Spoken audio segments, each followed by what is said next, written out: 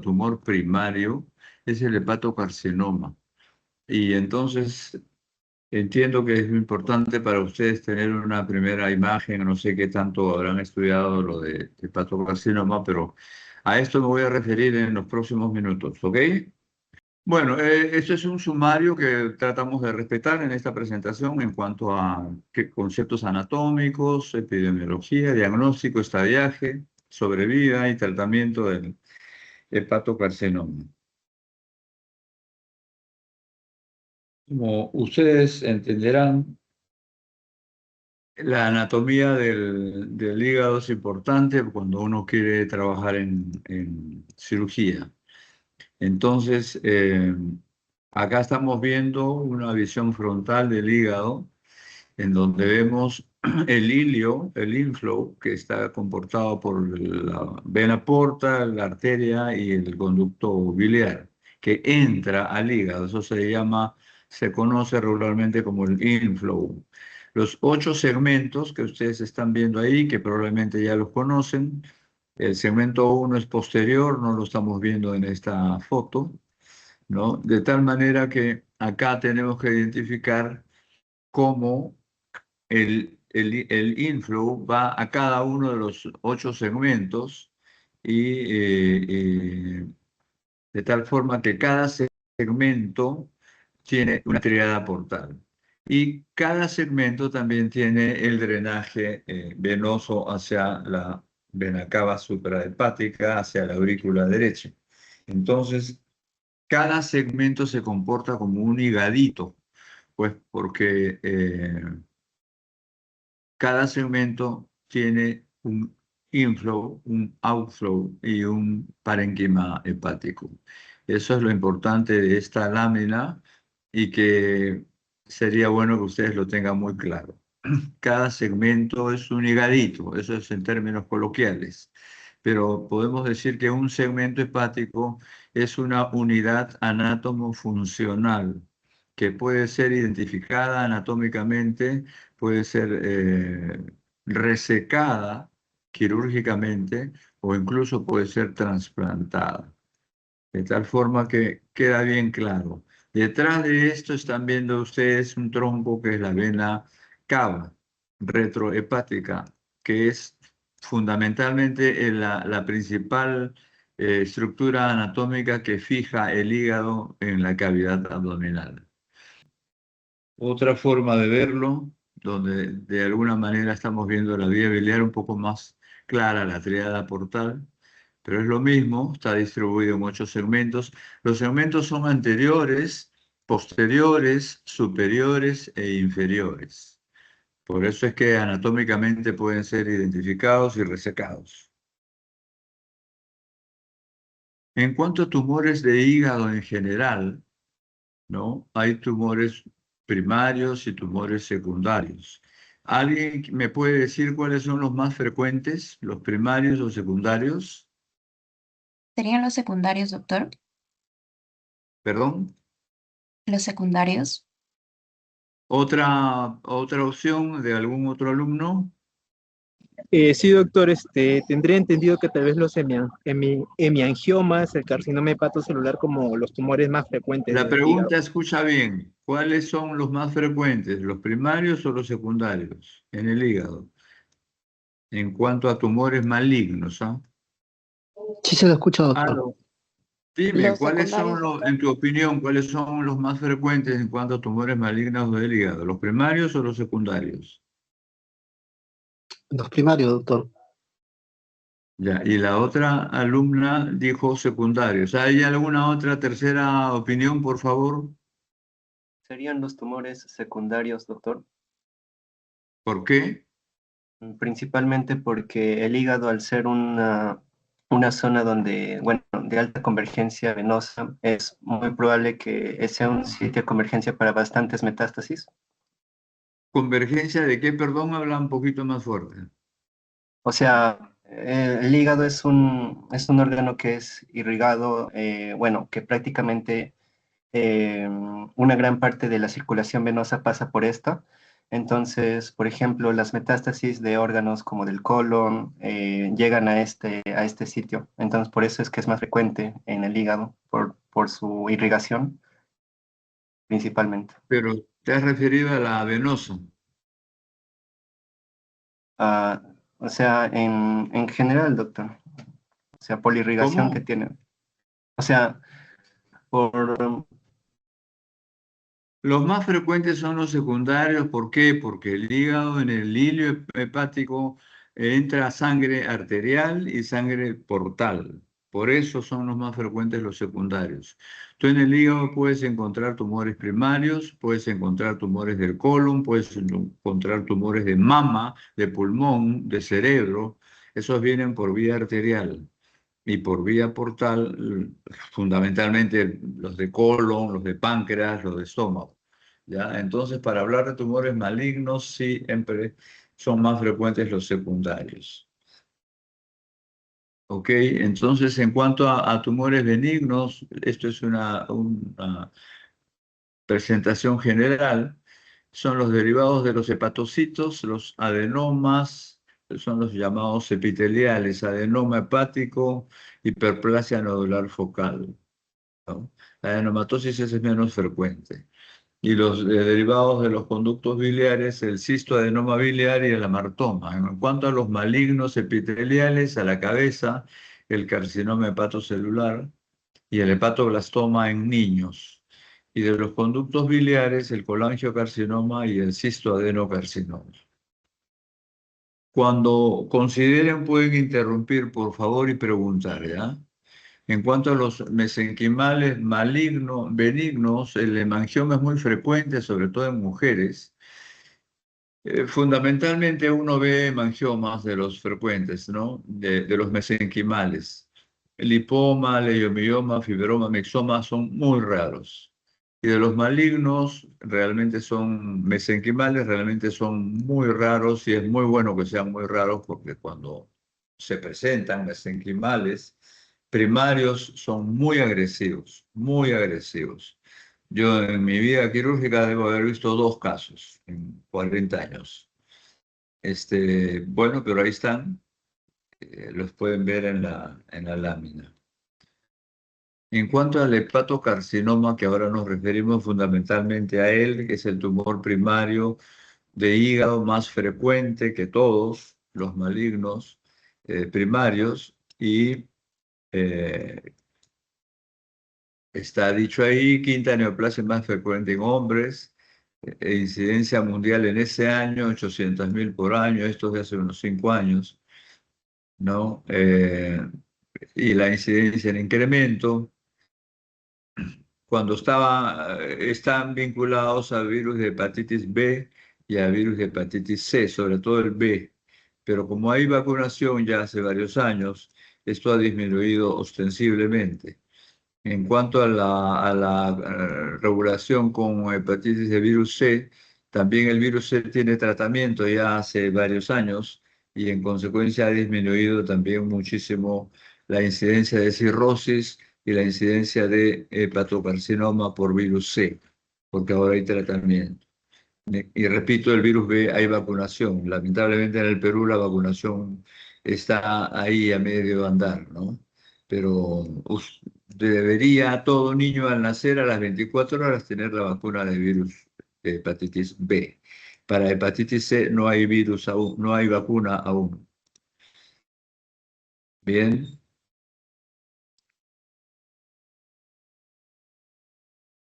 Se asocian a hepatopatía crónica o cirrosis el 80% de los hepatocarcinomas.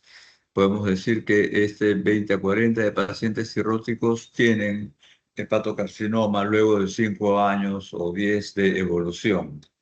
Es mucho más frecuente en hombres que en mujeres. Y relativo pues a virus C, como les digo, virus B, NASH, enfermedad grasa del hígado, alcohol, hemocromatosis, déficit de alfa-1 antitripsina, son etiologías raras, pero que hay que mencionarlas. Lo más frecuente, repito, es en grasa hepática, uso de alcohol o hepatitis B y C.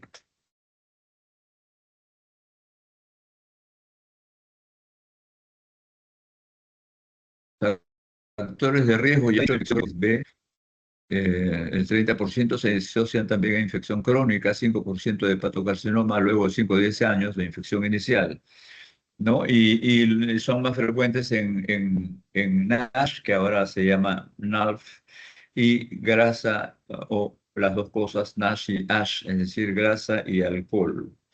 Entonces, cuando ustedes tengan un paciente con cirrosis, deben de pensar que el 20%, por decir números redondos, están asociados a hepatocarcinoma. Entonces, en un paciente con cirrosis, ustedes tienen la obligación de descartar a través de una imagen, sea esta tomografía o, mejor aún, resonancia magnética nuclear con contraste hepatoespecífico, descartar hepatocarcinoma.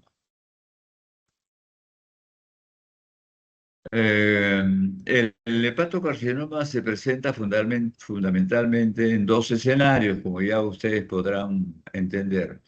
Uno, cuando el hígado es sano, es decir, no tiene un proceso inflamatorio, ni siquiera solo cirrosis, sino puede tener una hepatitis B que no es cirrosis, pero ya es un hígado inflamado. Pero cuando es hígado sano, generalmente los tumores primarios son asintomáticos, ¿no? Y el diagnóstico en consecuencia es tardío. Nosotros hemos visto muchos pacientes de 20 y tantos años con un gran tumor primario de hígado, porque no tenían cirrosis, o sea, no hacían el cuadro clínico de una enfermedad cirrótica, pero sí estaba creciendo un tumor dentro de ellos, y cuando el tumor se hace clínicamente demostrable, ya tiene ascitis o tiene ictericia o tiene desnutrición, etcétera, de tal forma que es muy peligroso, de mucho riesgo el diagnóstico de hepatocarcinoma en pacientes sanos respecto a inflamación del hígado, ¿no? Y los pacientes con enfermedad hepática crónica o con diagnóstico de cirrosis, obviamente ya les he dicho, tienen la obligación, entre comillas, de descartar hepatocarcinoma. Pueden interrumpir cuando consideren, ¿ah? El diagnóstico es clínico, laboratorial y de imágenes. La ecografía requiere un examen confirmatorio. El marcador biológico del alfa-feto está presente, elevado, en un 70-75%, pero hay un 25-30% en que no, ustedes van a encontrar un tumor primario de hígado con alfa-fetoproteínas normales. No se fíen de eso, el alfa-feto no es un criterio diagnóstico, sino para seguimiento. En consecuencia, hay que hacer una tomografía trifásica o una resonancia magnética con contraste hepato específico, ¿no? Angiotomo es cuando uno quiere identificar alguna estructura vascular frente a un gran tumor. Y la gammagrafía o el PET scan para descartar metástasis, que no es todavía el tiempo en esta reunión. Generalmente un hígado sano va a llegar un paciente como el que están viendo en el lado izquierdo. Es un hombre joven, desnutrido, pueden entender que está desnutrido, y se puede ver una masa, ni siquiera se palpa solamente, sino se puede ver una masa y muy grande, y al costado, al lado, la imagen tomográfica de ese tumor. Evidentemente, este joven, sus posibilidades de sobrevida de mediano plazo son nulas, ¿no? Porque ya veremos qué podríamos ofrecerle a este paciente. Pero repito, cuando no son cirróticos, el paciente va a la consulta porque está desnutrido, porque está amarillo, o incluso porque nota un bulto en el abdomen. Generalmente son pacientes avanzados, ¿no? En cuanto al diagnóstico, decíamos que el alfa-feto no es diagnóstico, el principal diagnóstico es el examen clínico y las imágenes, ¿ya? Están viendo ahí que hay que descartar tumor testicular si tienen la alfa-fetoproteína elevada, pero lo fundamental es la tomografía computarizada o sobre todo la resonancia magnética con contraste hepato específico. Cualquier lesión focal en un paciente con cirrosis es altamente probable de ser hepatocarcinoma. Como ya lo vengo diciendo hace unos minutos, si ustedes tienen un paciente cirrótico, lo que yo hago, entre otras cosas que pido de inicio, es una imagen o tomografía o resonancia para ver si tiene un tumor primario. También le pido alfa feto, pero no, ya estoy sabiendo que no necesariamente puede estar elevado y tener un tumor primario.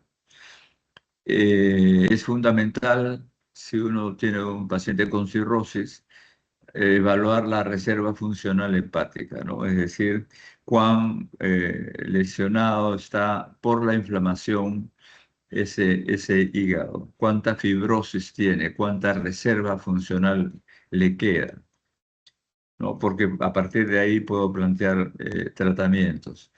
En cuanto a la biopsia, yo, si puedo decirlo, nunca he tomado biopsia a un tumor que pienso que es hepatocarcinoma, porque con las imágenes un tumor es un tumor bien vascularizado y hay esquemas de imagenología que nos permiten decir este es un hepatocarcinoma.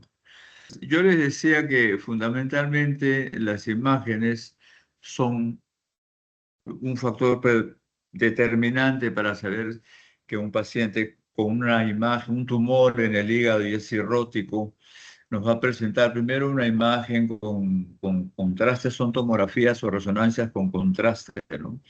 Entonces hay una primera imagen que se llama el wash-in, que el contraste entra al tumor y de tal manera que uno ve un tumor con contraste dentro, ¿no? Y después uno ve una imagen en la fase venosa, ya no ve tanto contraste o muy poco contraste, eso se llama el lavado, ¿no? Y entonces el wash out, de tal manera que los conceptos de un hepatocarcinoma imagenológicamente se llena de contraste y en la fase venosa se lava, desaparece el contraste. Esa es característica del hepatocarcinoma. Bien, esta es otra imagen en relación a terapias puente que nos permiten disminuir el tamaño, otro tema ya el aspecto quirúrgico. Lo importante en este tiempo es llena de contraste y se lava. Eso es patognomónico del hepatocarcinoma en cuanto a tumores primarios de hígado.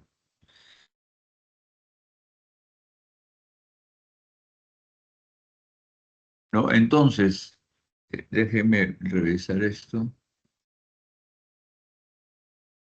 Bueno, en esta lámina podemos ver que si nosotros decidimos biopsiar, no es lo que nosotros hacemos, pero en una lámina el patólogo va a encontrar nódulos de regeneración, va a encontrar fibrosis, que tiene que describirles a ustedes el patólogo.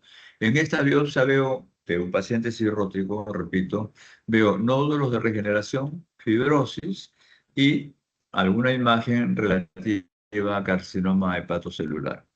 Entonces, esto es patognomónico en un paciente cirrótico. Pues, saben que la fibrosis lleva a que se junten varios fibras y hacen el esquema de un nódulo. A veces se confunde un patólogo inicial, confunde un nódulo de regeneración con un nódulo de hepatocarcinoma. Y la fibrosis que también la tienen que describir. ¿Ya?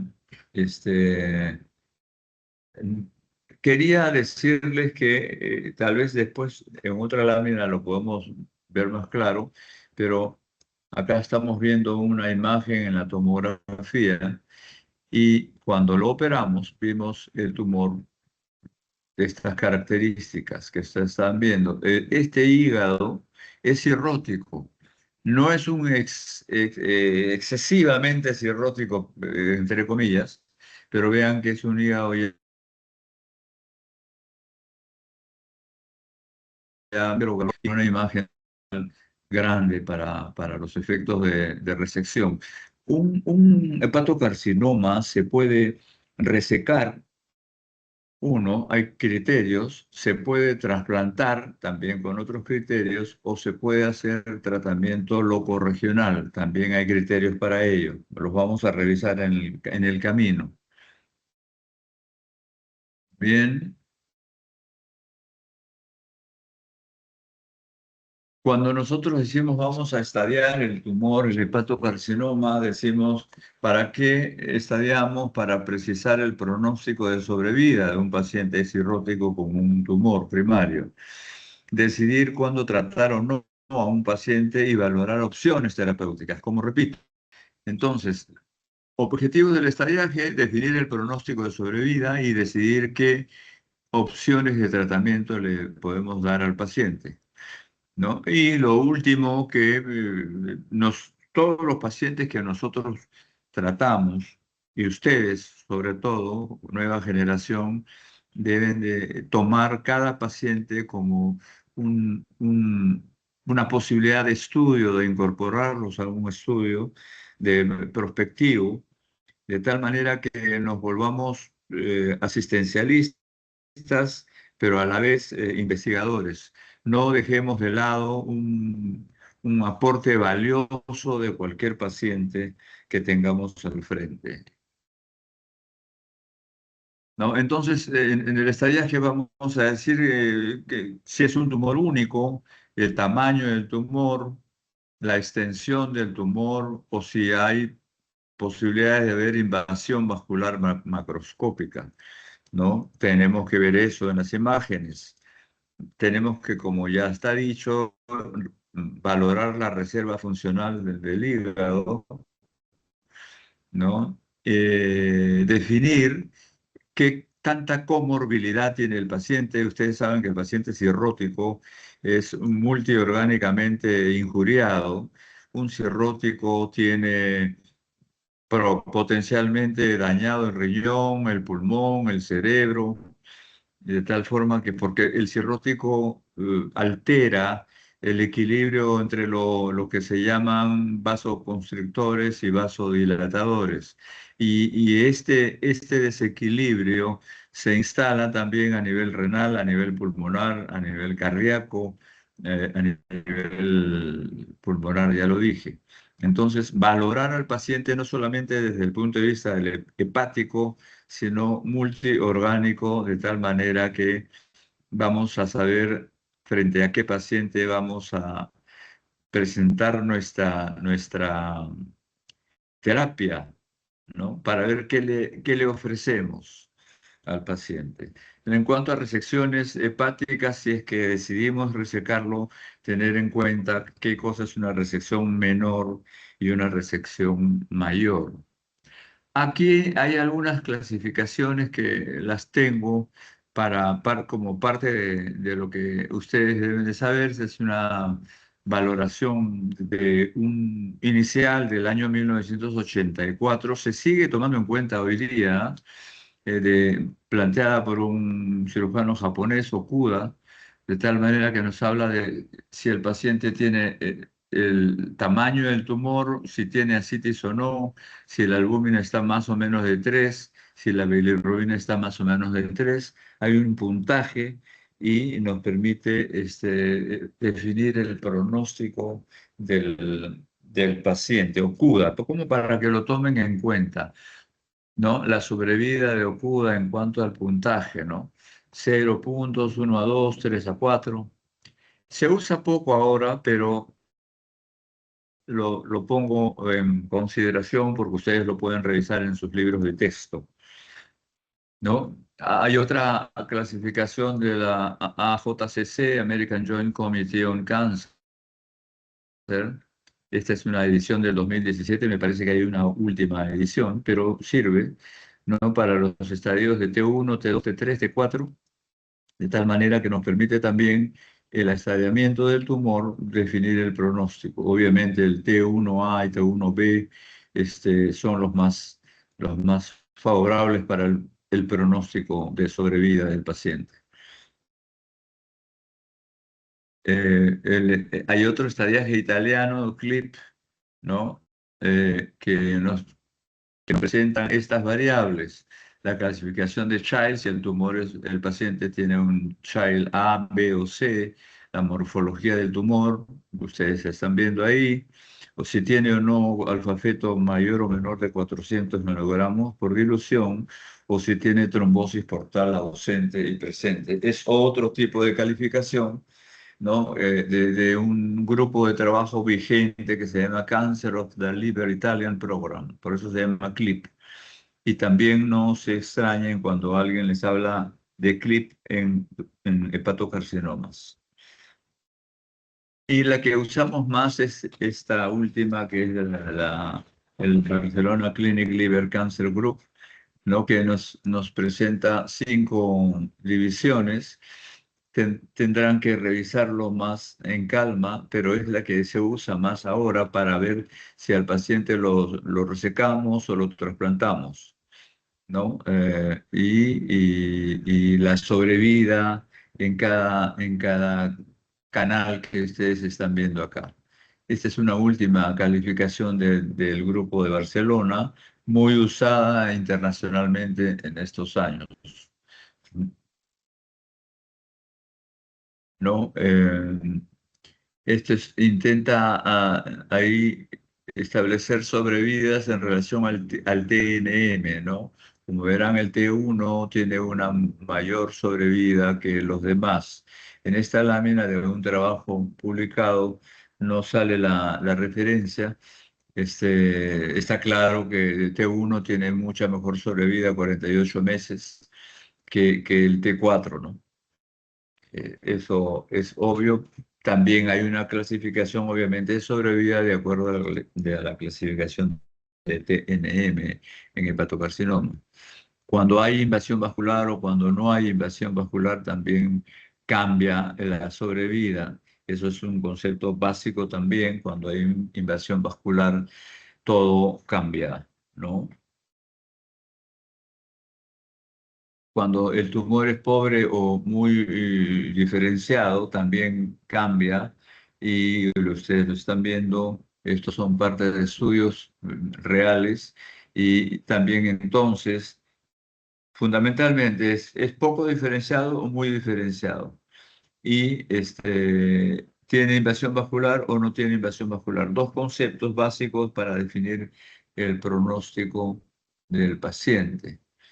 Si llegamos al tema del tratamiento del hepatocarcinoma, eh, esta lámina es un poco bastante feliz en relación a que eh, si nosotros resecamos el tumor, como están viendo en la imagen superior, ese es un tumor que está en el segmento 4, ustedes ya saben que el ligamento falciforme divide el hígado, los segmentos laterales izquierdos del segmento 4. Ambos dos son hígado izquierdo, ¿no?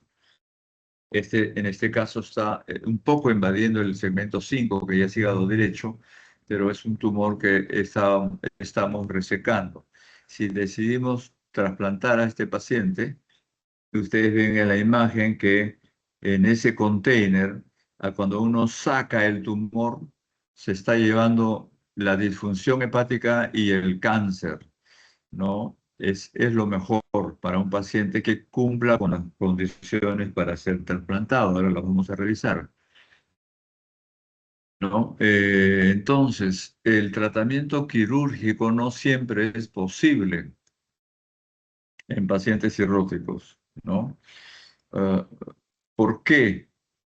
Eh, de alguna manera lo digo más allá de la lámina. Hay pacientes con gran hipertensión portal, cirróticos, o sea, con gran hipertensión portal. Es decir, la presión por... ¿Alguno de ustedes sabe cuánto es la presión portal normal? ¿Me puede decir? Sí, estaría entre 5 a 10 milímetros de mercurio, doctor. ¿Cómo lo mides? Bueno, se utiliza mucho lo que vendría a ser el gradiente de presión venosa hepática para poder valorar dicha presión portal. Perfecto, As- tienes bastante conceptos claros, pero no es de 5 a 10. El valor normal medido de gradientes 5 a 6 milímetros de mercurio. Y ¿tú sabes cómo se hace, cómo se toma el valor de gradiente? Mediante una intervención, doctor. O sea, un procedimiento invasivo más que todo. Sí, pues, pero en procedimiento invasivo hay Eh, 30 procedimientos invasivos. ¿Cuál? Por un catéter quizá, doctor.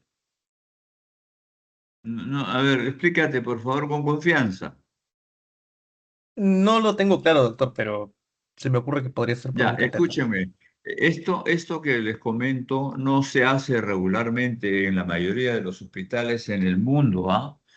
Sino que sí se puede definir la gradiente. Ustedes saben que el hígado tiene la posición del hígado nos da una superventaja que vincula una circulación portal con la circulación sistémica. O sea, la vena porta recoge toda la sangre del lecho esplácnico de los órganos abdominales, ya las lleva hacia el hígado. Ahí en ese sistema hay una presión portal. Y a través del hígado y de las venas suprahepáticas se vincula con el sistema venoso central. Ese es un concepto fisiológico fundamental. Entonces, cuando uno dice gradiente portosistémica, así se llama, está vinculando la presión portal con la presión del sistema venoso central. Entonces, ya no me voy a meter al procedimiento exactamente, lo conozco muy bien, pero no es mucho el detalle en esta presentación. Pero si lo decimos rápido, metemos un catéter por la vena yugular interna o externa, y ese catéter, como entenderán, va hacia una de las venas hepáticas, generalmente la derecha. Uno al entrar a la vena hepática, antes de entrar, toma una presión que se llama presión libre y luego esa presión sale, que es el equivalente a la presión venosa central, que es de 0 a 4 milímetros de mercurio. Y luego se introduce el catéter hasta que ya no avanza más, se infla un globo y se toma otra presión. Y esa presión se llama presión ocluida. Y la diferencial entre esas dos se dice que es la presión equivalente a la presión sinusoidal. Y se le extrapola esa presión sinusoidal a la presión portal. De tal manera que si uno hace este ensayo en una persona normal, le va a salir una diferencial, un delta, un gradiente de entre 0 a 5 milímetros de mercurio. En un cirrótico te va a salir la presión libre, 4, digamos, milímetros de mercurio, y la presión ocluida, que es expresión de la presión sinusoidal, te va a salir 28, por ejemplo. La gradiente es 28 menos 5, 23. Entonces, uno puede afirmar que la presión portal de ese paciente es 23 milímetros de mercurio, una gran hipertensión portal. Otro dato de uso frecuente es saber, ¿el paciente tiene varices de esófago? Sí, tiene varices. Entonces, cuando tiene varices, uno asume que ese paciente tiene por lo menos 12 milímetros de mercurio de presión portal. Son los datos clínicos radiológicos que nos permiten decir cuánto es la presión portal de un paciente. No es que siempre se haga la gradiente, ni acá ni en los Estados Unidos de Norteamérica. Uno asume que si tiene varices, tiene más de 12 o más milímetros de mercurio de presión. También es importante el ecodoppler, que no nos mide presión, pero nos mide flujos. Flujos de la vena porta que normalmente están entre 25 y 30 centímetros por segundo. Mientras menos flujo tenga, quiere decir que hay más resistencia al flujo. Y eso también nos da una idea de la presión portal que pueda tener. Ya esto, cuando lo lleven a la práctica y vean pacientes, pueden discutir todos estos temas, pero creo que hemos aportado. Bien, entonces decía, cuando uno quiera resecar, tiene que tomar en cuenta la hipertensión portal que pueda tener. A mayor hipertensión, más riesgo quirúrgico. Uno. Dos, evaluar la función hepática. La función hepática generalmente se evalúa por bilirrubinas. Unos dicen que no más de 5 o 6 miligramos de bilirrubina ya no debe plantearse una resección en un cirrótico, repito, ¿no? Entonces, evaluar función hepática, tenemos la calificación de MEL, por ejemplo, Model for End-Stage Liver Disease, para poder evaluar la función hepática, ¿no? Y la hipertensión portal. Sobre todo cuando tenemos tumores grandes. Ya vamos a ver dentro de poquito cuáles tienen indicación de trasplante. Y ahí estamos hablando de algunas tasas de mortalidad cuando hay una hipertensión portal, ¿no? O hay que tener en cuenta también el equipo quirúrgico. Debe ser pacientes con un equipo quirúrgico entrenado en un hospital que tenga un buen banco de sangre, que tenga un buen laboratorio, una buena anatomía patológica. No se puede hacer resecciones mayores en cualquier hospital que no cumpla con un mínimo de requisitos para hacer este tipo de tratamiento, ¿no? Si no podemos resecarlo y cumple con criterios de trasplante, es mejor trasplantarlo. Ahora ya vamos a hablar de criterios de trasplante. Y si no lo podemos trasplantar, también, es decir, si tiene contraindicación para trasplante, podemos utilizar lo que se llaman tratamientos locorregionales, ¿no? Ahí dice TASE. TASE quiere decir quimioembolización transarterial en castellano, o radiofrecuencia o inyección percutánea de etanol. Todo eso lo hacemos acá en Perú, ¿no? Y cuando ya no tiene una alternativa y en la calificación de Barcelona nos dice que el paciente no tolera ningún tratamiento, podemos dar quimioterapia sistémica, que en la experiencia nuestra está dicho ahí es de pobres resultados y son costosos, ¿no? Entonces el quirúrgico, repito, depende de las características del tumor, del grado de función hepática, la comorbilidad del paciente y, como ya estaba diciéndolo, los recursos disponibles en el hospital en cuanto a humanos, o sea, qué equipo quirúrgico hay, qué equipo de anestesiólogos hay, si hay una estructura logística propia para una resección mayor, o si tenemos también tecnología, ¿no? Debemos tener eh, corriente monopolar, bipolar, alternativas de pinzamientos eléctricos, ¿no? Y de tal manera que tenemos que saber dónde, en qué hospital andamos. Y eso es importante que ustedes lo tengan claro a estas alturas de su formación de pregrado. Y definir si vamos a hacer una resección mayor o una resección menor, o trasplantarlo. Repito la imagen de un hígado porque es fundamental que todos sepan, como tengo entendido, la mayoría lo sabe ya a estas alturas en quinto año, los 8 segmentos, como cada segmento es una unidad anátomo-funcional, anatómicamente descrita y quirúrgicamente resecable o quirúrgicamente trasplantable. Es decir, cada segmento tiene una triada portal y tiene una salida venosa hacia la vena cava. Lo mismo, para decir lo mismo que estamos diciendo ahora mismo, recordar que quien planteó los 8 segmentos del hígado es un anátomo fisiólogo francés, Henri Quinault, que el año 54, 55 describió o dijo que el hígado tenía 8 segmentos. Hasta esa época se hablaban de 7 segmentos, de 9 segmentos, y este criterio de Cuynot fue perfeccionándose en el tiempo y hoy día pues todos sabemos que son 8 los segmentos del hígado. ¿No? Decíamos, el paciente con hepatocarcinoma y cirrosis puede ser resecado. En la foto de la izquierda no es un hígado cirrótico, es un tumor primario en un hígado sano. Pero lo pongo para comparar la resección. Ahí estamos, estos son fotografías de pacientes nuestros. En la izquierda se está viendo una ya...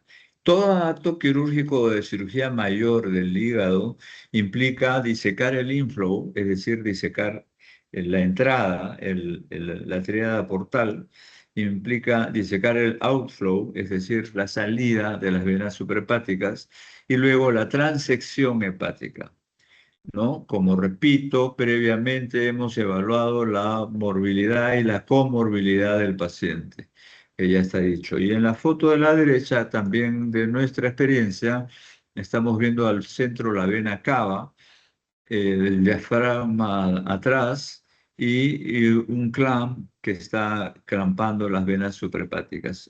Se llama la fase anhepática del trasplante, es decir, cuando el paciente se queda sin hígado. Pero esta foto no es para decir o lo resecamos o lo trasplantamos, ¿no? Para insistir sobre lo ya dicho, ¿no? El tamaño del tumor, el número de nódulos, si tiene o no marcadores biológicos o inflamatorios, la diferenciación histológica es importante, la invasión macrovascular. Perdón un ratito. Pupi, estoy en clase.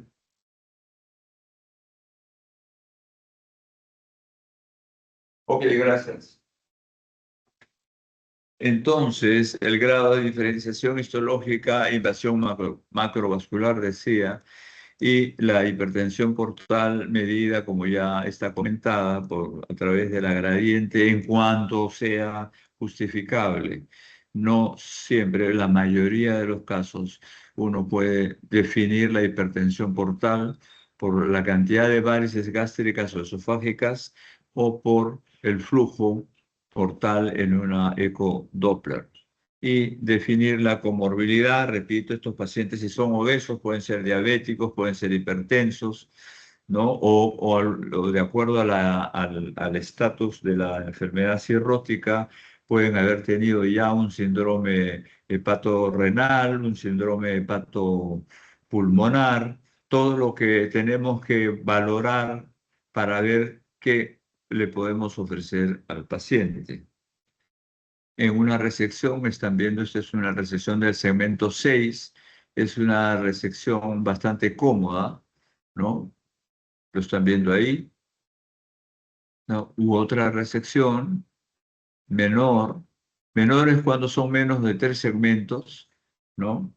Y allá se hizo la transección, ven la vesícula al costado, y hay una zona cruenta que hay que tener mucho cuidado en que quede sellado para los vasos sanguíneos y para los conductos biliares. Otra imagen del tumor está marcándose cómo se va a hacer la remoción, la resección. El tumor afuera con hígado.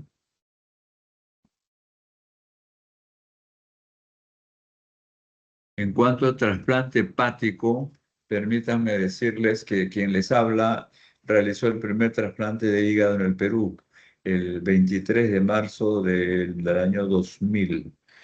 Entonces, fíjense cómo estábamos en sala de operaciones en el Hospital Obrero, así se llamaba en esa época. Éramos 1, 2, 3, 4, 5 cirujanos y 3 instrumentistas. Y miren las cialíticas que teníamos, unas cialíticas antiguas, y ese hígado que fue de nuestro primer paciente trasplantado. Era una época de mucho trabajo, de mucho esfuerzo y de mucha emoción, ¿no? Y cómo estamos trabajando en los últimos años fíjense que hay una iluminación buenísima, que todos tenemos frontoluz, que todos tenemos lupas y una sola instrumentista, ¿no? O sea, se mejora la iluminación, se mejora la visualización y se trabaja con menos gente porque ya es gente entrenada. Ahí en esta foto teníamos más de 250 trasplantes ya realizados y entramos con más confianza. Ningún trasplante hepático es fácil. Todo es bastante complejo y hay que tener los cuidados del caso. El objetivo de un trasplante es sacar este hígado de la izquierda. Todas estas fotos son nuestras, ¿ah? Y poner este hígado de la derecha, ¿no? El injerto hepático que viene de un donante fallecido, ¿no? Entonces, el objetivo central es sacar este hígado disfuncionado con hipertensión portal y tal vez con cáncer y poner este hígado lindo, como se ve en la foto. eh, Hay que saber conocer los hígados que uno va a poner, ¿no? Entonces, acá viene una cosa central en el trasplante hepático. Hasta el año 2000, perdón, hasta el año 1996 se trasplantaban hígados cirróticos con cualquier tamaño de tumor. Tumores de 8, 10, 12, 15 centímetros en un cirrótico. Obviamente la sobrevida era mala y la mortalidad alta. Entonces, el doctor Mazzaferro en Milán, el año 96, presenta dos trabajos, uno prospectivo y uno retrospectivo. De tal manera que a partir de los trabajos del doctor Mazzaferro se establecen los llamados criterios de Milán, que son hoy día vigentes en el mundo occidental. Los asiáticos hacen otras cosas.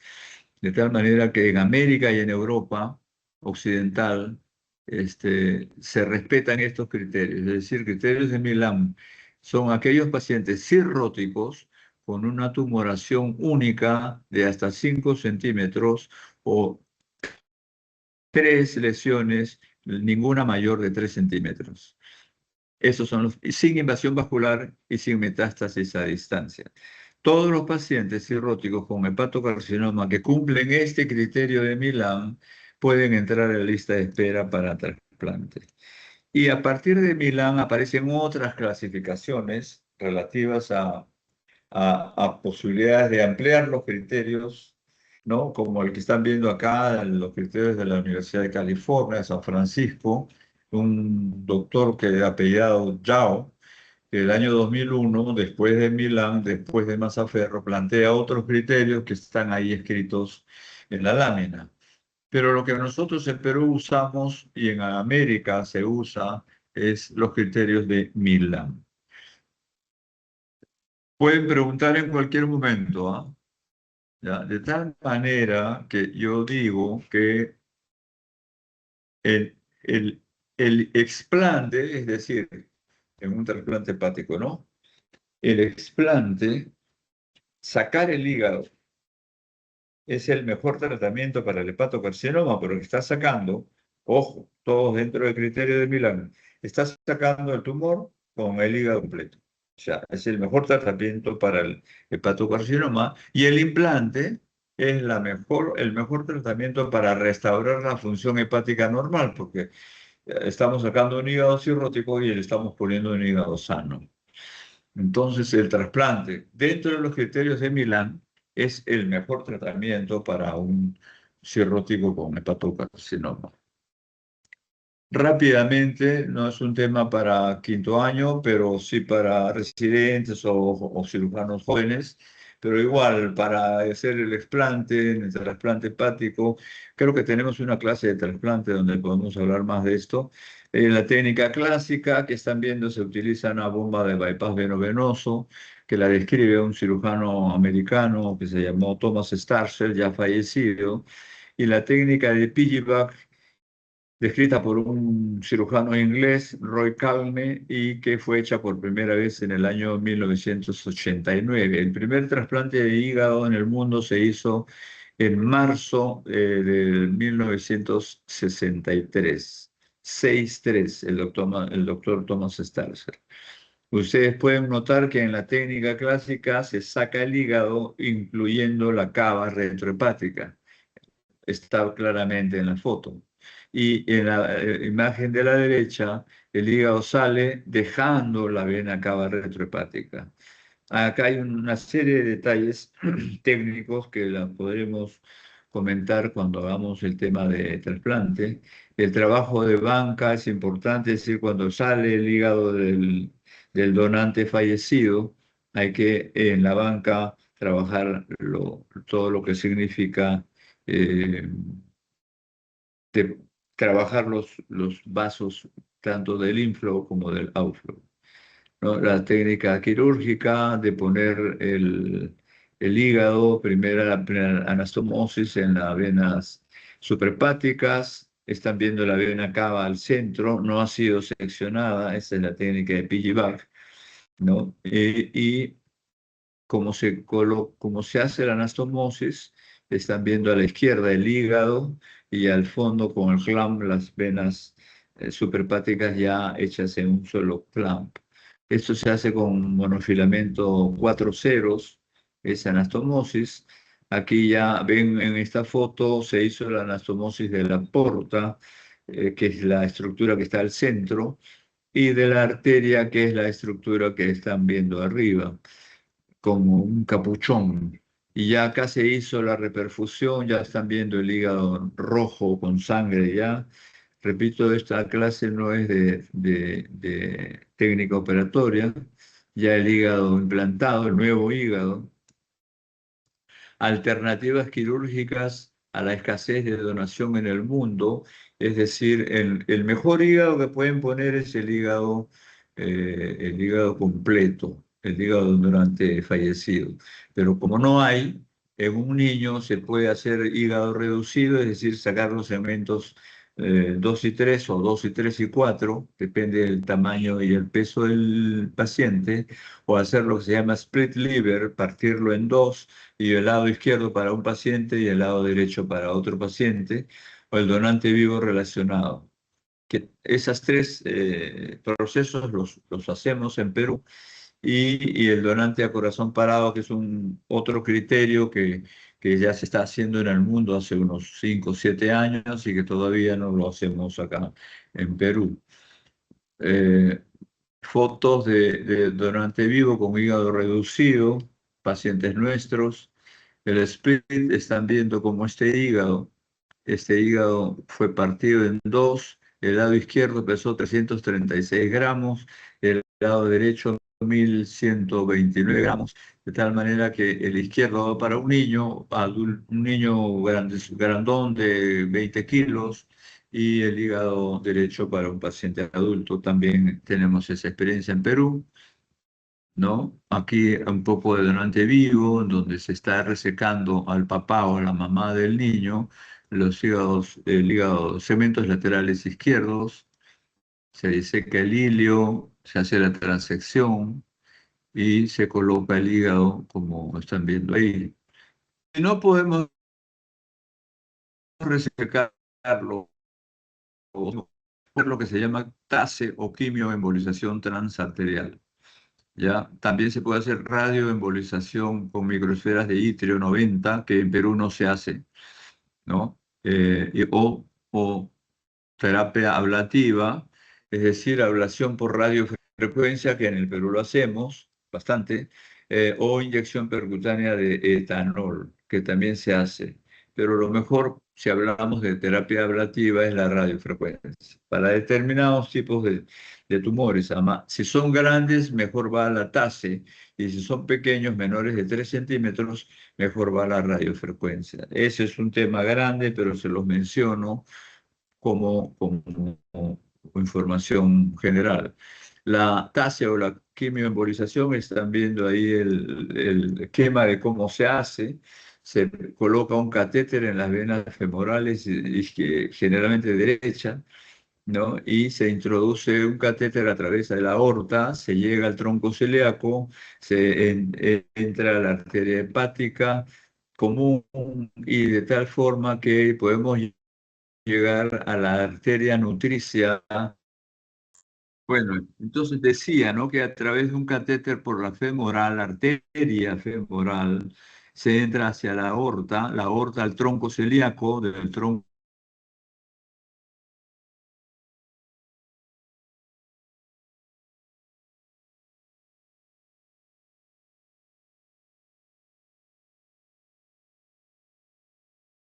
celíaco, arteria como está dentro del tumor.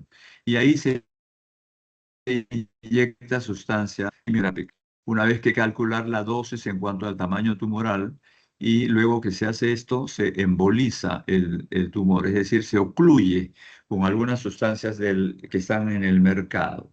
De tal forma que le metemos sustancias quimioterápicas en intratumoral y luego le quitamos el oxígeno, lo embolizamos. De tal manera que ven acá una representación. Decía que primero se coloca sustancia quimioterápica, generalmente 5-fluoracilo aquí en Perú, y, y luego se emboliza con unas partículas que están en el mercado, y de tal manera que se ocluye el flujo arterial hacia el tumor. Eso se llama quimioembolización transarterial. Los resultados son buenos en cuanto a la vascularidad del tumor sea importante. Todo esto es paliativo. Obviamente lo ideal en estos casos es secar o trasplantar. Pero si no podemos hacer eso, tenemos estas alternativas, lo que mejora la sobrevida de los pacientes. Cuando esto es cuando embolizamos, es decir, ocluimos la arteria nutricia del tumor, ya no vemos el tumor. Eso quiere decir que el procedimiento ha sido bien hecho. Y luego se hace un control de imagen de tal manera que podemos plantear una segunda sesión de quimioembolización o no. No vemos el tumor. La otra posibilidad a la mano es la ablación por radiofrecuencia, ¿no? Que están viendo ahí flujos de corriente alterna de alta frecuencia, 460 dicen kilohertz, de tal manera que esto se puede hacer por cirugía laparoscópica o se puede hacer percutáneo. Más se hace percutáneamente, de tal manera que se introduce el médico radiólogo intervencionista unas sondas que se abren como un paracaídas, todo bajo visión directa, y se aplica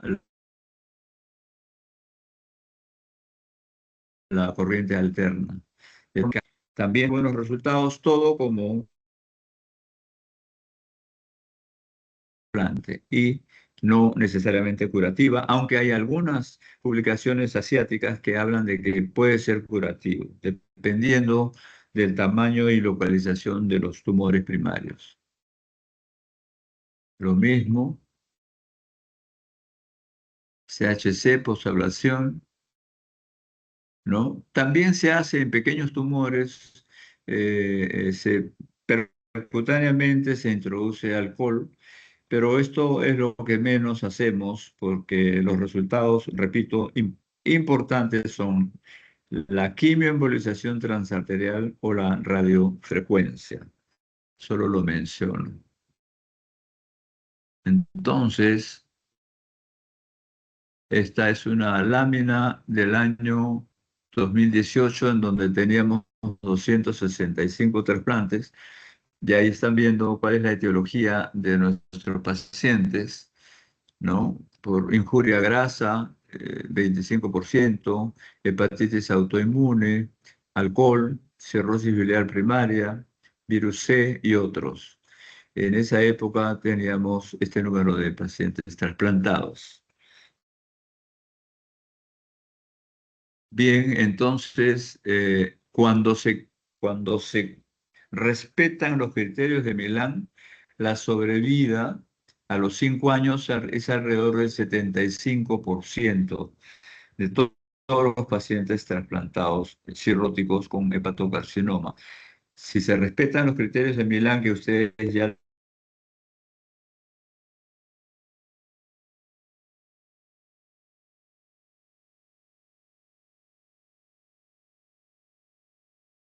no, entonces, aporte central del estudio de Mazzaferro en Milán, de tal forma que hoy día se respetan esos criterios. Hay muchas otras clasificaciones más allá de Milán, no solamente las de la Universidad de California, hay 8 más, pero que la que usamos en el occidente es los criterios de Milán.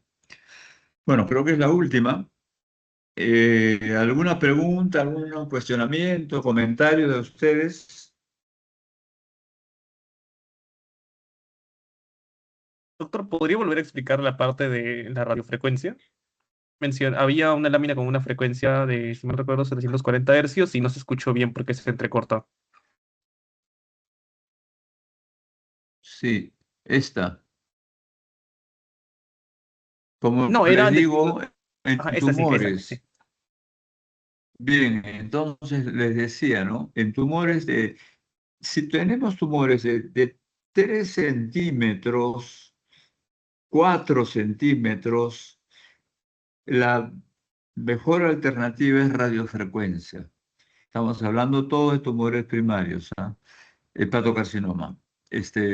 Y como les digo, se puede hacer por cirugía laparoscópica en cuanto uno tenga ya bien diagramado el tumor o cuando el tumor está en la superficie.